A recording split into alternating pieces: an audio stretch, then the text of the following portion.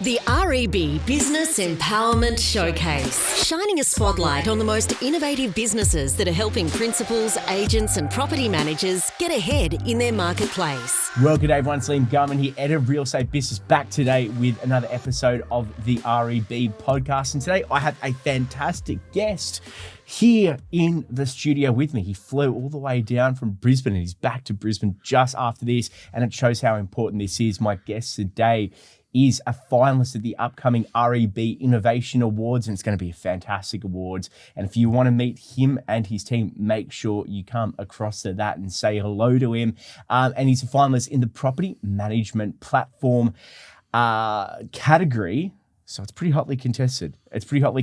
But he's taking it from a different perspective because we know we are in the middle of what is a rental crisis throughout Australia. And there are plenty of places where vacancy rates, they're not just even in the single digits of a percent, they're actually at a fraction of a single digit. And it's tight, it's competitive. But while we have that as well, we also have a cost of living crisis that's pushing a lot of families over the line and creating substantial social challenges for both Australians and the Australian government as well. So this team today has developed a fantastic solution to help both families and the real estate industry work together to help find a solution for stable tenancies. And I'm joined by Paul Tommasini, the Chief Executive Officer at inCommunity and the Tenancy Skills Institute. Paul, welcome to the podcast. How are you going? Good. Thanks for having me. And you flew in this morning. Yeah, flew down this morning. Great trip down, and it's good to be here. No rest for the wicked. No. Yeah, I was flying up from Melbourne the other day, and have you ever had a failed landing before? Yeah, only a couple. Considering how much I fly, not many, but yeah, one going back into Brisbane where we went down almost to the bottom and then back up, and we were really keen to get off at the end of that flight. Yeah, it's really off-putting. I've never had one before. It's super off-putting, and then we're about to land. I feel like 10 meters above ground, and then we start taking off again. I'm a bit of a grab the seat holders. So that's just a bit of fun for me. Yeah. Paul, you guys and your team, you do some fantastic work. Especially with the Tenancy Skills Institute. However, I'm going to give you the chance to, and you and I were talking about this off air before we hit record. You thought, the best way that we can chat through this is kind of that narrative, the history of what you've done. For our listeners at home, please share. Yeah, so I'm from an organisation called inCommunity, and we were established in 1982 to work with young people back then experiencing homelessness. And I've been in the organisation 24 years now. What we started to see, though, as a homelessness service, we started to see probably around 2011, 2012, in our local area, we had a couple of natural disasters and things started to get really difficult to create pathways for people into properties. So we turned to, off the back of some comments from a local real estate agent around the risk profile that our client group bought, we turned to working in partnership with the real estate industry. So we wanted to, I guess, firstly understand what was making property managers tick, what was causing tenancies to fail, and then we reverse engineered it from there, and we developed a training package through our Tenancy Skills Institute, which we launched in 2017, to train people with the skills that they needed or the things that were going to help them to be successful within their tenancies. To date, we're well over 27,000 people who've done our course. And what we've found is that that's created really good pathways for people to get into properties. But as you mentioned when we were starting, the vacancy rates are really, really tight. So properties available, lines at properties, whilst our course definitely helps and it gets people into the game, the reality is there's just not a lot of properties. So when we were doing that, we were building lots of relationships with real estate officers, mainly in Queensland. We did a very large-scale project in Queensland. With those relationships, we started to realise that not only did we have an opportunity to work with property managers to help get people into tenancies and be successful, but we had we had an opportunity to get in early when tenancies were about to fail. We had an opportunity to work in partnership with property managers to identify tenancies who are at risk in the rent roll and put really good early intervention strategies in well before the time when that tenancy was about to hit the tribunal. Because we know once we get to that point, it's really, really hard to turn that around. They then flow into our system and those responses become really long responses, especially in a really tight rental market, but they also are costly to everyone. So they're costly for people having to move out, both emotionally and financially. They're costly to landlords and they're costly to the property management offices. So when we have that scenario, generally nobody wins. So up in Brisbane, we work closely with Laura Valenti and her team at North Lakes, and I asked Laura one day whether we could drop a case manager into her office to just see what we could do to sustain some tenancies within their rent roll, working with their property managers. And we did that, and it worked quite well. And we were able to sustain some tenancies.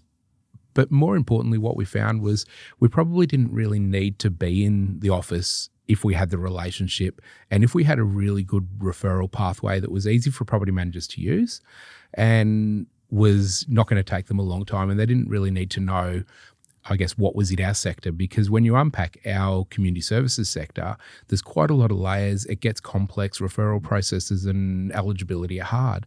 So when you start to do that, if you're a property manager, generally you're going to hit a brick wall pretty quick. And feedback from property managers is generally they stop or they go really, really, really deep, and they probably end up then taking people meals themselves and things like that.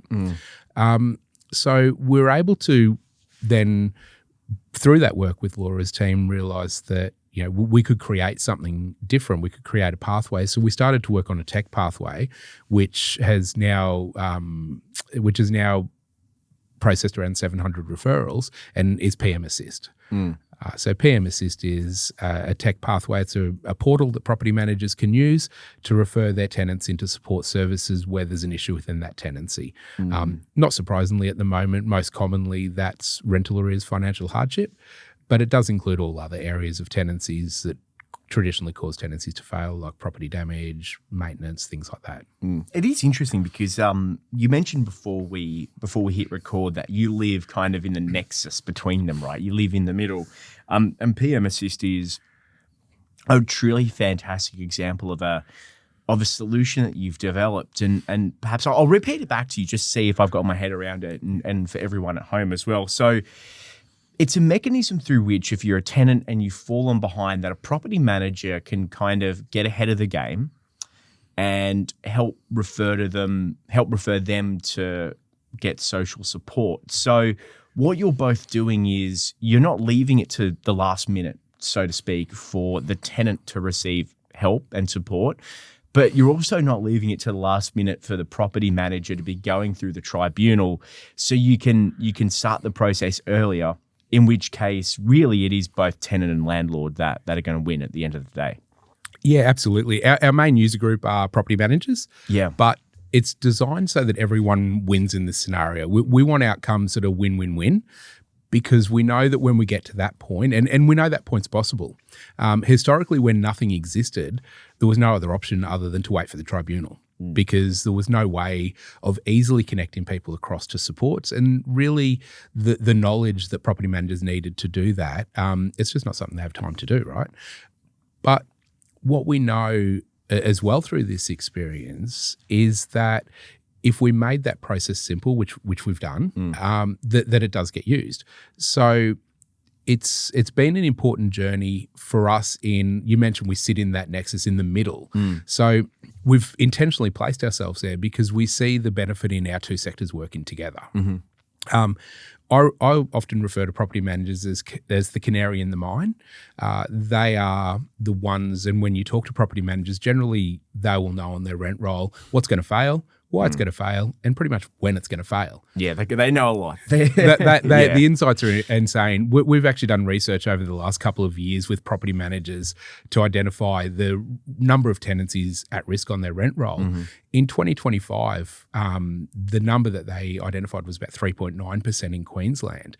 We asked them in 2026 when we did the survey how many actually failed, and it was 3.7%. So, those odds are pretty good. Statistically, they're very close. Yeah. Let's get some insights. My area of expertise, I'm not too familiar with it. You mentioned before with the tenancy training, but also the PM training as well, that you have those intervention and support strategies. What do they look like? Is it referring for social housing or where does it lie? Yeah, so from an education perspective, what we do is we looked at all the areas in tenancies that generally cause tenancies to fail, and we provide upskilling in those. So it is just like any adult education course, focuses on communication, knowledge of your rights and responsibilities, cleaning, budgeting, and living with others. And we often say it's a communication course, right? It's around how to communicate and navigate through your tenancy.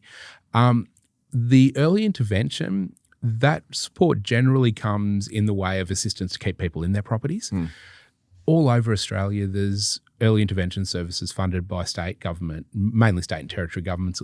And what we know is that those services, when we talk to them, generally they get referrals closer to the warrant of possession end. So closer to the tribunal hearing, people are on their way out. And as I mentioned before, it's really hard to turn a tenancy around when it's at that point. So that becomes a crisis intervention. And when we have a system that's set up to designed to work with early intervention, but it's doing crisis intervention, it's not hard to see why it's not working. Crisis intervention is also a lot more expensive, so you can work with far less people for the same amount of money. So by bringing people in early, by working with property managers to be the referring source, we're able to get to those early and ideally keep people in those properties. Where there's an unavoidable breakdown of tenancy, I guess, where we get in there and we do everything that we can, then it's about those other referral points. So there's a lot of people in properties now that might have been in there 5 or 6 years. Rents have gone up considerably in that time. Income hasn't gone up at the same level. So the old 30% of income into rent, most people who've been in for a few years, that doesn't work anymore. No. So we find that tends to be probably 60% is pretty normal, maybe even 70%. So where people are getting into rental distress. So those ones, that's pretty simple. It's a financial issue. It's a hard one to roll back, but there are products like rental subsidies and so forth in place that can help with that. Where it's behavioural, obviously those things require different referrals. They require ongoing support, planning, case management. But generally, we know that in those that in most cases we can turn that around. The data from early studies shows about 96%. Where we can't, though, we can help that tenancy to end on good terms. Yes. And we know as well that if people end a tenancy on bad terms and it ends up on a tenancy database, getting back in is really, really hard.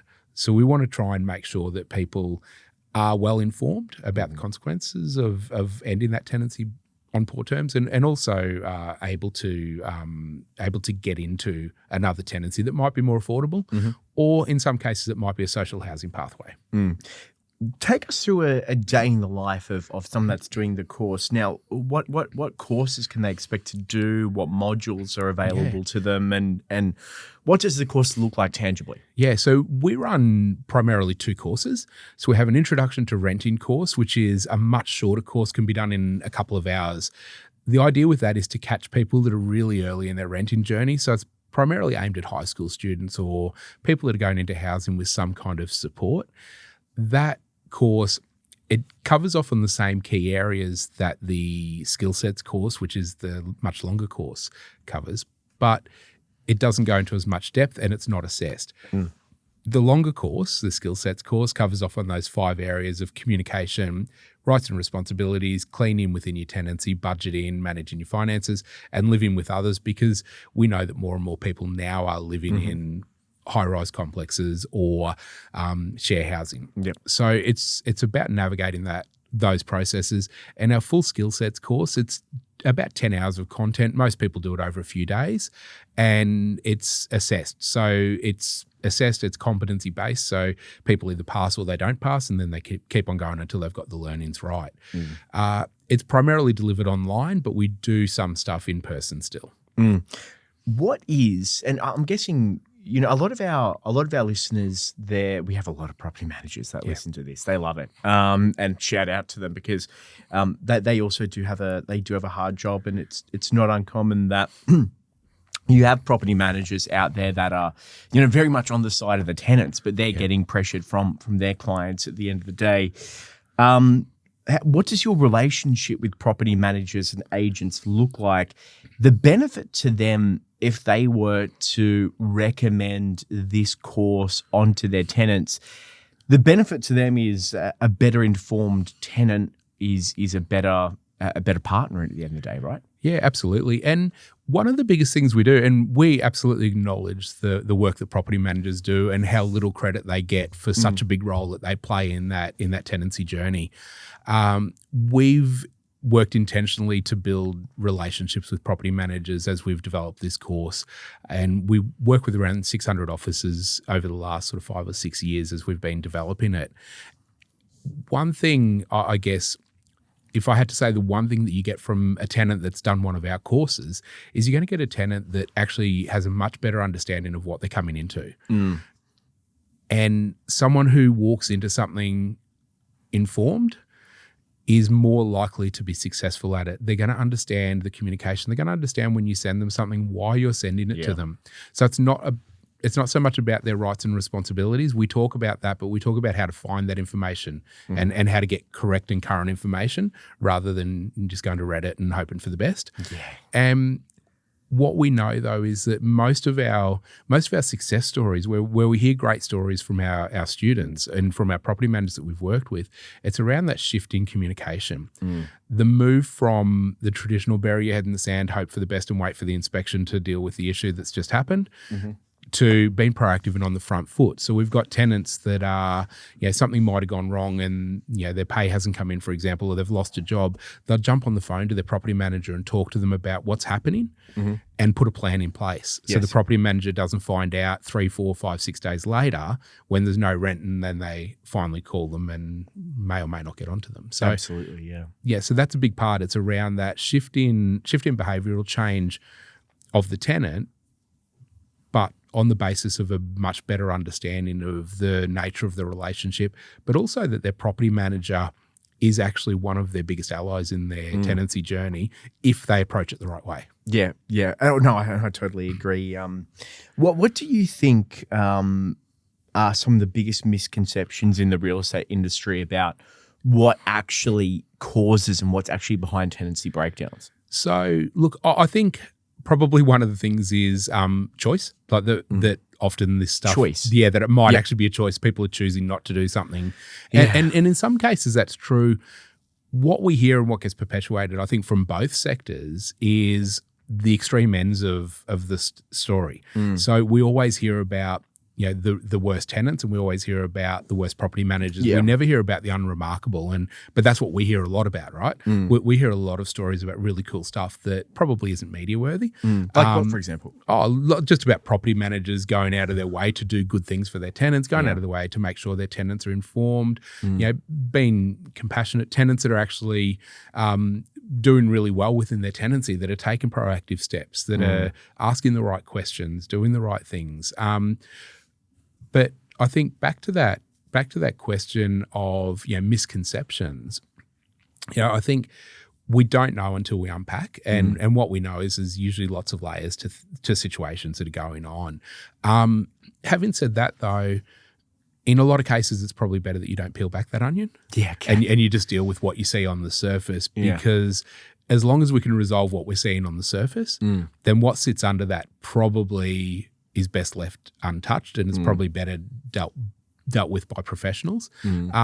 We know that if in circumstances where I've spoken with property managers who have gone in deep, where they've been really compassionate, and I think they tend to find themselves in situations where they realise all of a sudden they have gone too deep, and they've created an unrealistic expectation for the future. Yes. Yeah. So that's where getting referrals across allows organisations that are set up to deal with this stuff to deal with it and do the support side, while property managers can still continue to do the property management side, because at the end of the day, that role of property management is still heavily legislatively driven. It's very procedural, and if they get behind on that, it's not going to work out well for them. So we want to make sure that they can see enough to know that it's time to get the help, and then someone else does the help. And then they work together, and we call it the tripartite relationship. It's between the tenant, the support service, and the property manager, and together they work to make that tenancy successful, and they all do their own bit. Over your long career, I think you mentioned you're working for inCommunity for 24 years. 24, yes. What are some of the biggest lessons that you've learned about preventing housing insecurity before it becomes a real crisis? Yeah, so I think the biggest single lesson that I've learned is that no sector can do this by itself. And finding common ground and commonality is the key to making this work. So if we can work together across sectors, we all bring our part to it. In doing that, though, we all need to know what strengths we bring and what stuff we need to leave on the table before we come to work together.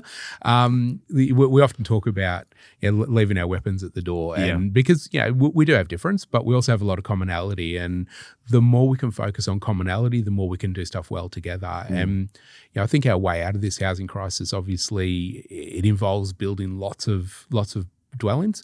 That's undeniable.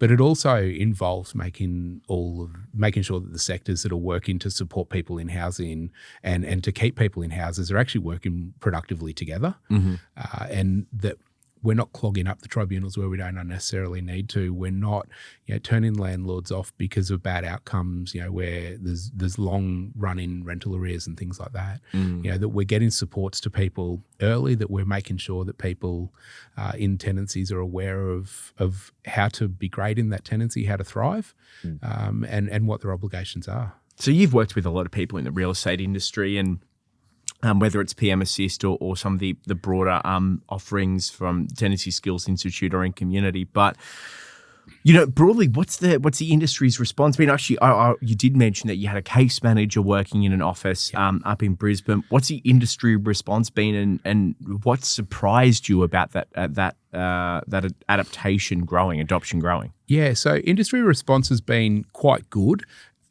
but we've had to work for it.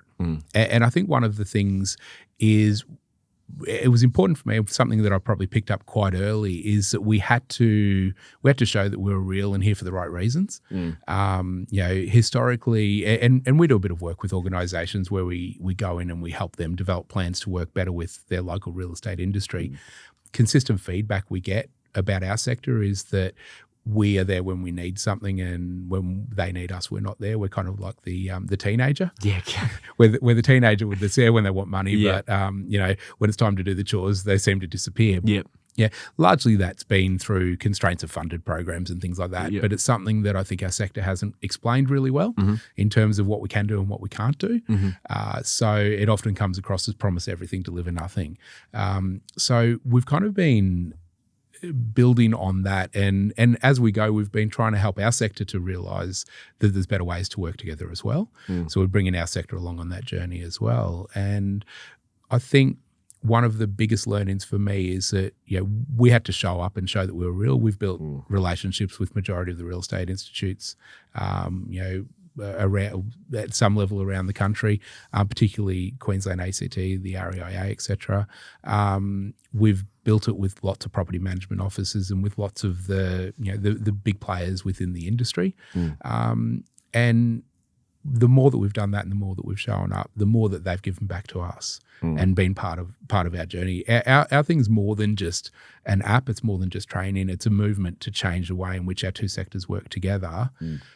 Because I've been doing this for 24 years. When I signed up to do this 24 years ago, I didn't think we'd still be here doing this. In our industry, what did you expect to change? Look, our goal is that we solve the problem, we move on. That's sort of what we're trained to do. We solve, but progressively it's got worse and worse over the years. We've had systems that haven't really worked, in my opinion, in the best way, to particularly where we look at keeping people in private rentals and knowing that 95% of the stock is private rentals. That's where we need to be. And now we've got the compounding issue that rents have gone up significantly. So now we've got affordability on top of all the other issues that were compounding before that. And it really leads to, I guess, a situation that we're in right now, where we're at a crossroads. And I think if we do this stuff well now, we have great opportunities to shift this and to change that trajectory. Our research that we've done with property managers, the Queensland data that we've crunched so far, does show significant decrease in tenancies at risk in those agencies that we've been doing early intervention with. It's about 1/3 of the general population. Yeah, I mean that's a pretty astounding. It's a pretty astounding figure, right? It is. It's also pretty scary to think that 9.6 or so, almost 1 in 10 properties, if we do nothing, will fail in the next 12 months. Yeah. And going back to when they told us 3.9% last year and it was actually 3.7, I'm pretty confident that that's an accurate number too. So, but we know that in the early intervention cohort, they told us it was 4.2 and we managed to get that down to 1.4. Yeah. So if we can bring the number of tenancies that are failing down to under 2% from 10%, then I think we get a long way to solving the issues that we have. We take a lot of pressure off the system as a whole, and then with that pressure coming off comes upside in savings.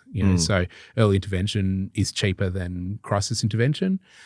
So the more that we are able to save in that regard, more can go into building new houses, keeping people in those houses, and hopefully by the time I pull stumps and retire, we will have been able to get to the end of this. Yeah, it's a 24 so far year goal.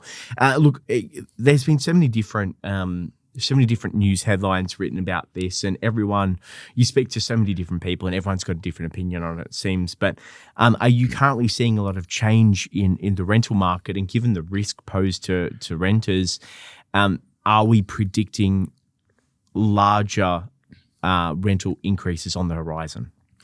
Wow, that's a crystal ball question. It is a bit. But I suppose maybe from just your anecdotal observations on the ground. Yeah, so we're seeing areas that haven't had a healthy vacancy rate for basically since COVID, right? And that takes its toll. When you've got sustained low vacancy rates, and as you mentioned before, where the vacancy rates start with 0 point something, and that's so common now, sub 1%. Yeah, so and we go into whole regions where it's sub 1%, and if they get to 1.5% or 1.8%, it looks like a massive increase, but it's still not a healthy market. Below historical norms for sure. Yeah, absolutely. And with that, we're definitely pushing against a tide. We know that, and we know that when we're doing that, we've got to be able to do everything that we can to make sure that we are doing everything that we can. Yeah, that was a very diplomatic answer.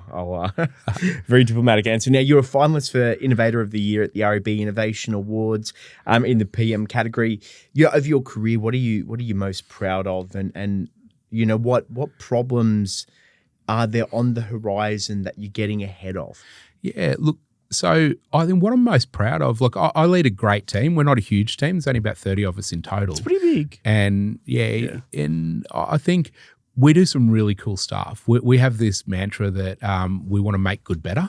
That's one of our strategic goals, and we've just recently dedicated about a quarter of our time to doing cool stuff. So we really want to break that mold, because we don't want to be sitting in this space forever. To be honest, becoming a finalist in this award is a really proud moment for us, not just because it's a finalist in a real estate industry award, but because we're a charity that's a finalist in a real estate industry award. And I'm not sure if any other charities have ever played in this space before and have ever actually made it to that. But it's something that I'm pretty proud of, because it's a different space for us, and to get that recognition is great for us. I mean, I can't tell you if there have been any other charities precisely. But I can tell you it's very infrequent if there are. Yeah. Off the top of my head, I can't picture any. Yeah. And we're one of the only ones that are kind of, I guess, this deep into it and doing it at this much scale. Usually when we talk to other organisations, they might be building a couple of relationships. We've taken it on as quite a large piece of our work because we know the importance of it. It's just reflecting on that, it can be pretty hard in the real estate industry. Do you wear your, I suppose, for lack of a better term, your humanitarian hat, or do you wear your industry hat? Because sometimes they don't meet. Sometimes they don't meet, and it's very refreshing to hear your model, because your model is one that does allow for both sides to win. And it's very subtle, it's very subtle because even having, if we're being very frank, having a tenant, the ability to communicate ahead of time and teaching them the skills to communicate ahead of time. Hey, there's a redundancy. And by the way, it's not just renters that are being impacted by this, right? There's a lot of areas right across Australia where listings are going through the roof because redundancies have come through. And now homeowners are selling, potentially leaving homes vacant on the market for months as they enter the rental pool and just making it a tighter rental pool. So it's not just current renters, it is something for everyone. And by teaching them these skills that you can communicate ahead of time, giving the budgeting options, giving them the training, and then if we still don't have a solution, the intervention, the support mechanisms, and the way to give an off-ramp and detach politely in such a way that you're not sitting there for several months worried because you're going into arrears, knowing, as you highlighted before, that you're going to have a big black mark against your name, having a way of both sides winning and very amicably splitting. So once you're back on your feet, you can re-enter the pool. This is you've kind of developed a solution which really does work for both sides. And I feel that this isn't having to pick between a real estate hat and a social good hat. You can wear both in this instance. Yeah, absolutely. And doing good can be good, right? And it can do good for your bottom line. So I think one of the things for us, which was really important to realize, was we didn't have to go in and demonize anyone. We didn't have to go and tell anyone that they were doing anything wrong or that anything really, was terrible in the way they were doing anything. It's just we wanted to make sure that that connection piece was there. And when we went out with the mindset that if we could solve the problems that a property manager was experiencing, then our clients would win by default. Yeah. So if we went out just to try and solve our clients' problems, but without actually understanding what were the headaches of the property manager, and it really started off as a conversation, what are your biggest headaches? What are the things that are causing you the biggest stress in your job when it comes to tenancies that aren't working? Because if we understand that, if we can fix that, we create a pathway, right? And what we found was by doing that, then our clients were winning. And we found this opportunity where both sides could win. And we focused on the common goals because at the end of the day, everybody wants people to stay in their tenancies. No one wants to be turning over tenancies. Property managers don't want to have to do exits. Owners don't want to deal with re-letting fees, and tenants don't want to have to move. In most cases, occasionally that mightn't be the case, but nearly all cases we find that if we can get in early, resolve the issue, then everyone wants that arrangement to stay the way it was. Yeah. When it gets to the tribunal, that tends to change a little bit because relationships are strained at that point. But before relationships get strained, that's where we want to be. Yeah, absolutely. And that way both people can win. Looking into the horizon, 5 years from now, what do you expect the industry to look like, and how do you think tech is going to come in and change the way that we're doing the rental game? So, look, I've seen so much, and our exposure to this has been through our relationships with property managers through being at events and so forth. And I've seen the prop tech industry grow and explode, and more is happening in that space. I think from our perspective, we see that the tenant property manager support service communication will improve, and tech is the enabler of that. We see the ability for tenants to be able to get real-time information about how to navigate parts of their tenancy. There's a massive opportunity there with tech, and it's something that's on our roadmap, is to make sure that tenants are well informed all throughout the journey, not just at the beginning. So the education piece is a good part around behavioural change, around understanding what it takes to thrive in your tenancy. But there's this other part about what to do and not resorting to Reddit, or as we used to talk about when we first started doing this, it was your uncle at the family barbecue that hasn't rented for 30 years, giving you advice on what you should do in your rental. Now that's on your Reddit, Facebook, wherever you go. TikTok, there's always influencers that want to tell you, what the best way to do stuff is, and then you got to navigate what's real, what's not. So we want to actually put that in the hands of every tenant, so that every tenant doesn't need to try and work out whether the advice they're getting is actually real or not. We want to be able to make sure that they can get it straight off the bat. And that is that's very, very real.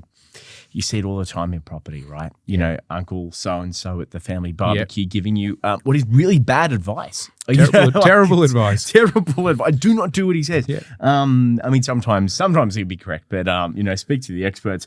Now, you've had a busy lead up to this period. What's your next 12 months got in store? So our next 12 months is to really look at how we roll out PM Assist more broadly.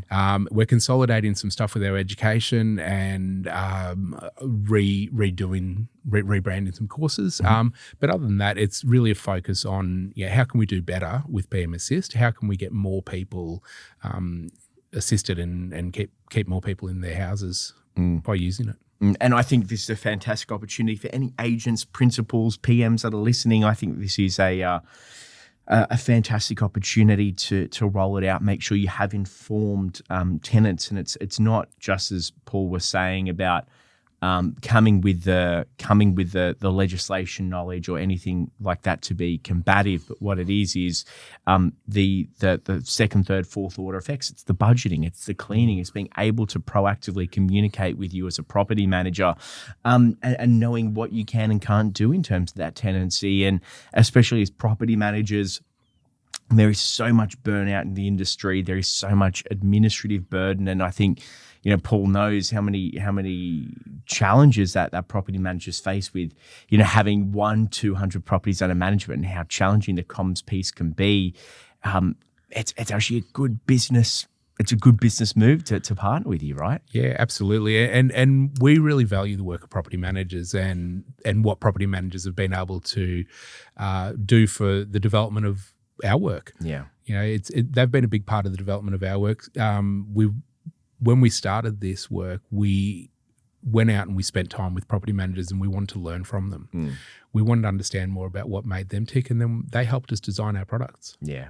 No, that's fantastic. Now, Paul, if anyone wants to get in touch, how can they reach out? So they can reach out to me on LinkedIn, Paul Tommasini, or they can send us an email, info@tenancyskills.com.au, and that will filter through to our team. And if you want to talk to me directly, just ask to speak to me. Hell yeah. And then at the REB Innovation Awards as well. You'll be there? Yeah, we will be there. Absolutely. Yeah. We're looking forward to it. Make sure you grab the team from the Tenancy Skills Institute, because sharing this knowledge with your tenants is a fantastic way of improving your processes and procedures as a property manager and in your real estate business. But that is all we have time for today. Thank you so much for joining me, Paul. Thank you for having me. That was Paul Tommasini, the Chief Executive Officer at inCommunity and the Tenancy Skills Institute. Make sure you reach out to the team over there, and they would be more than happy to have a chat. But that is all we have time for today on the Real Estate Business Podcast. Until next time, bye-bye.